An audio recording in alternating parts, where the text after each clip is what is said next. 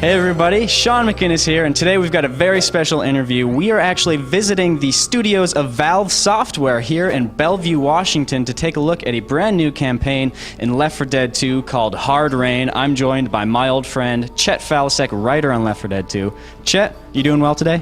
Doing well. Good to see you again, Sean, and we've seen each other enough that you actually know how to pronounce my last name, so that's very nice. I do. It's fun. It just rolls off the tongue. So we're taking a look at that new campaign today, Hard Rain. Can you set the foundation for that? How do those other campaigns lead into this one story-wise? I know you guys have said that story is a new focus for the sequel. Yeah, so we're actually starting the Hard Rain campaign where Swamp Fever ends off. You meet Virgil, the man who helps you escape on his boat, and he needs some gas for his boat, some diesel, and you guys, there's a gas station right there along the shore, one of those little towns along the rivers, and you're going to go run and get some gas. It's a milk run. It's easy. Street. We could have already been there and back by now. Come on.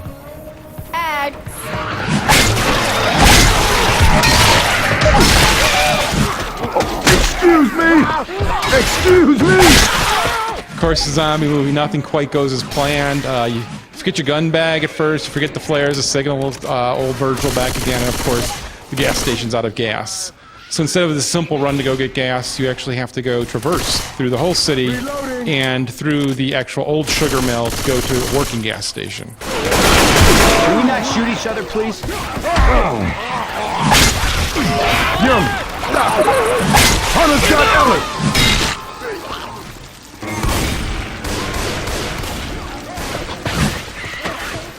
So this one introduces some new elements to Left 4 Dead 2, which are weather effects. Hard Rain, obviously, it's not just a catchy title. There's a lot of rain going on, right? Yeah, correct. So the first time when you start, you actually go through the city and the sugar mill. When you get your gas, you have to come back, obviously, because you want to go back to Virgil and the boat. But as you're coming back, the weather's picked up, and all those years you're going, you'll see the weather get worse and worse. But definitely it turns the corner as you're heading back, and you'll actually see storms come up out of nowhere. And you'll get a little hint that you'll see some lightning, and you'll realize, well, we've got to find some cover really quick, because the hordes will come when the storms come.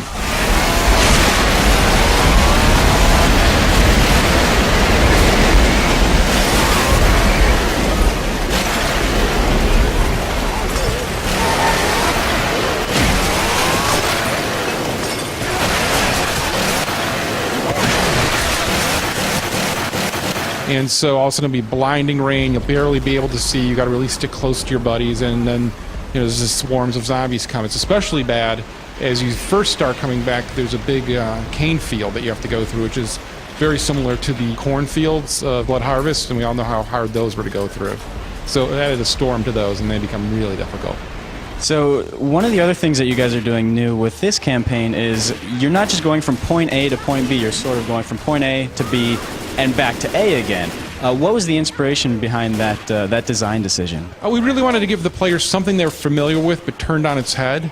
So as you're going through the first time, you kind of can note some landmarks. There's a garage sale in the city. There's a playground. There's a couple other things inside the mill itself. But on your way back, walking through the land isn't nearly as easy because there's all this water from the rain. And so this swampy movement will slow you down. So you actually want to take some higher roads.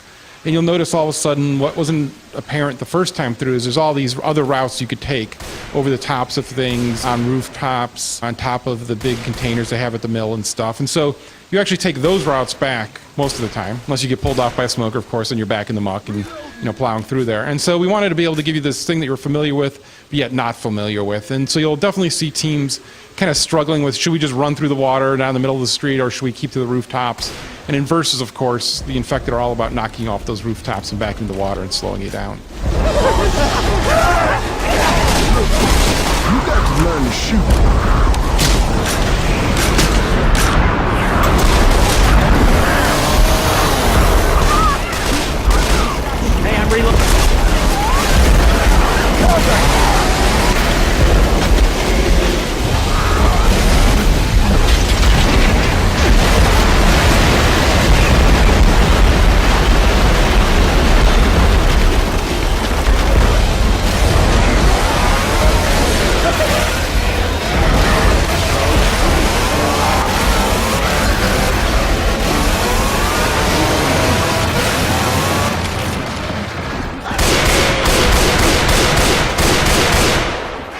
speaking of the water, let's talk about how that affects the gameplay. There's some obvious ones like, hey, you know, Molotov cocktails probably aren't going to work, but there's some less obvious ones, which is the fact that once you get to that water, you're kind of trudging through and you can't really run, right? Yeah, so then you have things like when the charger comes charging at you, it's a lot harder to get out of his way.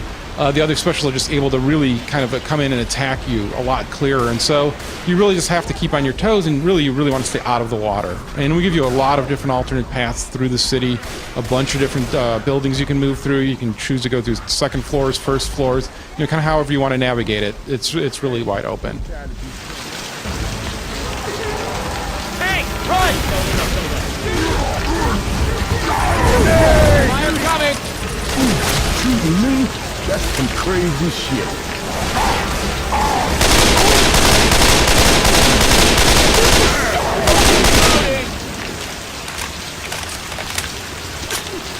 Hard Rain felt pretty sadistic at certain points. I noticed there was no shortage of witches on this campaign. Yeah, it seems the witches kind of like the sugar mill. They enjoy the scent of sugar, I guess. Actually, during development, we had some of the other developers would send us bugs that, hey, I got 3 witches here. This seems broken. And then it's like, no, this is by design. And they're not just regular witches. They're not just sitting down, not moving. They're actually wandering around.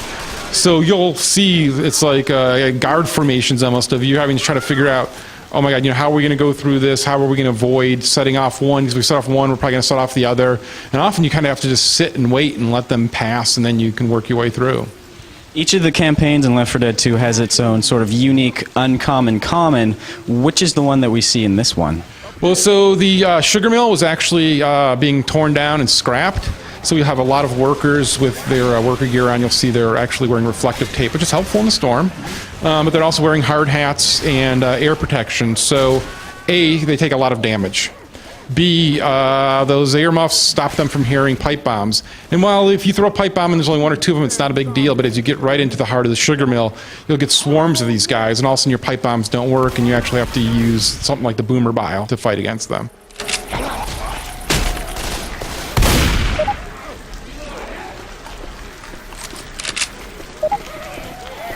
Jockey!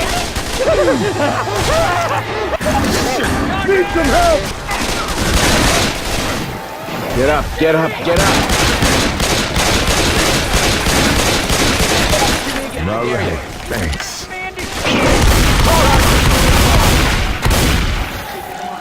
Come on.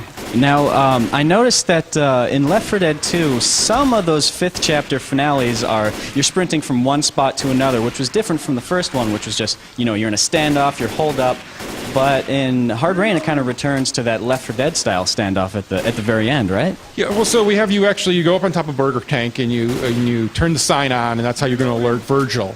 And we wanted to give you a throwback kind of to that, but it's not quite, because normally in Left 4 Dead 1, we would give you multiple places that we thought were good to hold out. You could have your backs against the wall here. This is a solid defense. Here we actually give you no place that's actually very good to hold out. The roof of the Burger Tank's actually been ripped open, so there's a giant hole in there. All the ledges end into being torn off into the water. Tanks can send you flying. And inside the Burger Tank itself is just a maze of chairs, so it's hard to move. So we give you what feels like the old style, but almost it's not, because you really have to just leave yourself really open on the roof of the Burger Tank fighting off the infected. Reloading!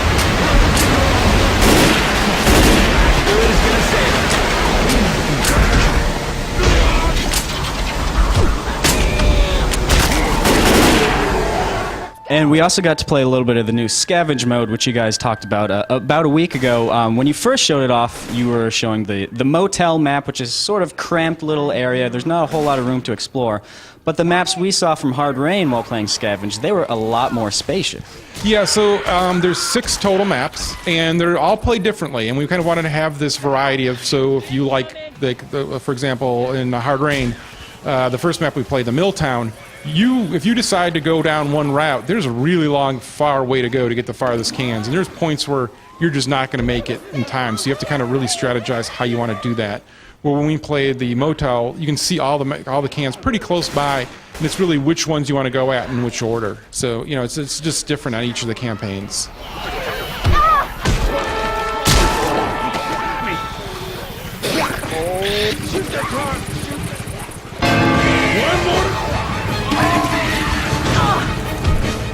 right, well, Chet, you are absolutely the best scavenge coach that I have played with so far. I wish everybody watching at home could be so lucky to play scavenge with you. Chet, before I let you go, can you tell us when is Left 4 Dead 2 going to be available in stores and which platforms? So Left 4 Dead 2 will be out this November 17th on PC and 360, and if you pre-order, you'll get access to the demo October 27th. All right, Chet, thank you very much. Thank you guys. There you go, Left 4 Dead 2. Stay tuned for more coverage over the next few weeks.